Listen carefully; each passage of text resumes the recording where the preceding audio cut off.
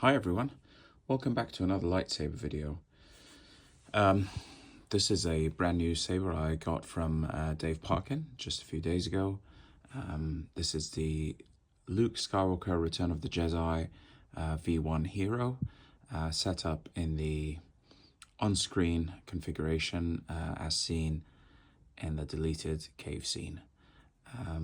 I already have a V1 Hero from DaveP, but that one slightly differs in that it's kind of more set up to how it looks today. In years post-production, there's been some chips and damage, which I'll go over a bit later. I'll compare the two.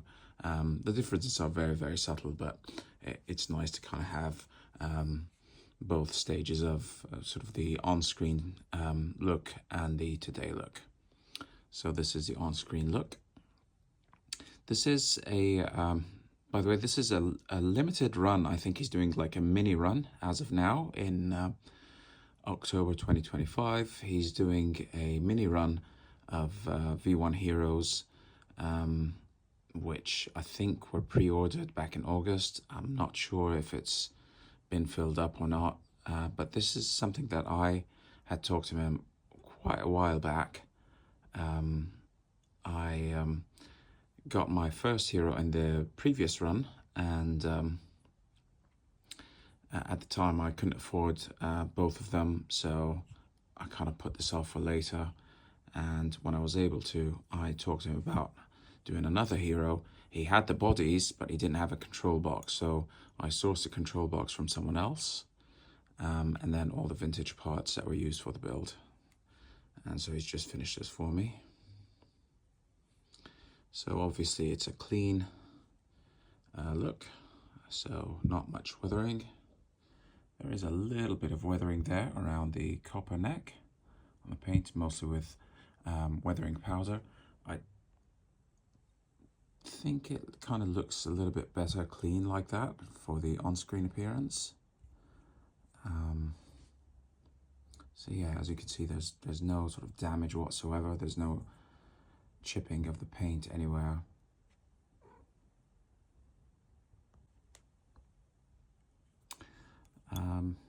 There's not a lot to say about this really. It's such a nice clean hilt. Even the tri-ring on this one is clean. On the other one it's going to be a darker, more tarnished look. The main differences are going to be this red arrow here on the post-production one is chipped. Really, that's about it. And then there's some heavy kind of scratches over here on the neck and the grenade section, but they're otherwise pretty identical. This build, I chose to go with vintage parts once again. So this is a vector board.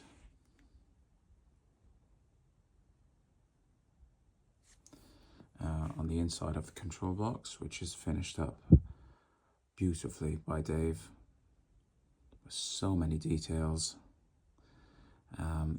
This switch here comes from a vintage Exactra 19 calculator. This is the right kind of switch with the closed sides. So this is the calculator it came from. Then all the little sort of brass details are based on Shane Craig's Death Star 2 parts. And then the green board itself is harvested from this calculator, Casio LC785, the A variant. There's another variant called the B, which is slightly less accurate, but similar. So those are the three sort of main vintage parts: the switch, the board, and the card that covers the box. I chose to go with copper rails. I know there's a big debate of copper versus brass. I don't know which one is right. I've been asked this question so many times, but to me, copper looks more correct, but I may be wrong. There's that damage underneath the buttons there. I think that was present during filming. And then the intact green and red arrows there with the screws kind of clocked correctly.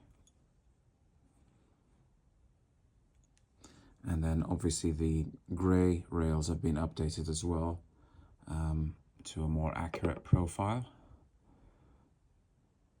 The Plastruct. So previously they used to be almost like an upside down T and a T sort of on top of each other. But that's been corrected to like an upside down T and a sort of an angle, if that makes sense. But yeah, so this is a beautifully accurate Luke hero from Return of the Jedi. Had to have it in the collection, of course. I'm just going to quickly compare it with my other hero that I got previously. I mean, as you can see, quick glance, the two are identical, absolutely identical in every detail, except for there's some chips here on the paint. These were seen during the Star Wars Identities and Magic of Myth tours. Some more chips here on the grenade section and down here. And then, as I said before, the red arrow there is cracked. I don't know if you can see it. I'll try to kind of zoom into it a bit. You can see the corner of it is chipped off. There's a little diagonal scratch there on the grey rail. Just very, very minor details like that. And the tri-ring appears to be more tarnished over time. But really, that's it. So you absolutely do not have to get both versions. The differences are minimal, especially if you're going all vintage. I mean, this is not going to be a cheap build by any means. Again, once again here, at the time I went for the all vintage. So vector board, Casio, the same A variant, the closed switch once again. So yeah, the only thing I don't have correctly on these is, and I've recently just learned this, is these are slightly the wrong shade of blue. I've learned that the vector cards come in different shades of blue. There's like 3 or 4 different shades. It's very, very difficult to tell unless you put them side by side, and also the angle and the lighting kind of messes with them a bit, but these are slightly darker than they should be. It needs to be a teal or like almost a greenish blue, which I have, but not on these two. I'll just put this back. I'll bring out the other one. If I can get it to go back in. So over here, I have another hero from Dave, but this is the I See You Have Constructed a New Lightsaber, the one from the pickup scene. And I've talked about this in previous videos. It's identical again to the hero, but it's missing the arrows, and it's a single step sort of rail. So it's literally just a metallic rail and not the grey under rail. So you can't open this box. So in this one, as you can see, the shade of that blue there is almost, it's got a greenish hue to it. And that is correct. And from this one, as you can see, I went for brass, because in that scene you can clearly see it's brass. But yeah, so that's technically 3 different heroes. This is the newest one. But in terms of evolution, this prop first appeared on screen like this. This is called the Yuma.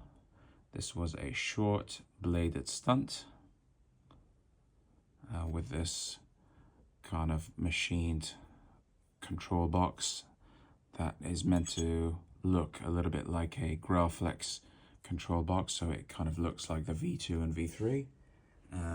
This is the blade. It is pretty short, just for reference. It's just a little bit longer than the hilt, so it is a very short blade. And the purpose of this was for Mark Hamill to be able to safely swing this around on the skiff scene when he was on Jabba's sail barge, and then he was meant to be thrown into the Sarlacc pit, and he starts fighting off all Jabba's henchmen. Obviously, there's a lot of cast and crew around him, so I think for safety reasons, they went for a short blade just for reference, and then they did everything in post-production, all the editing.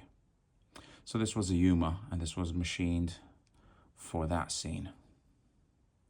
And then later on, when they needed that pickup shot, I see you've constructed a new lightsaber. They literally took this hilt, cleaned it up, painted it, changed the box slightly, and then it was this one.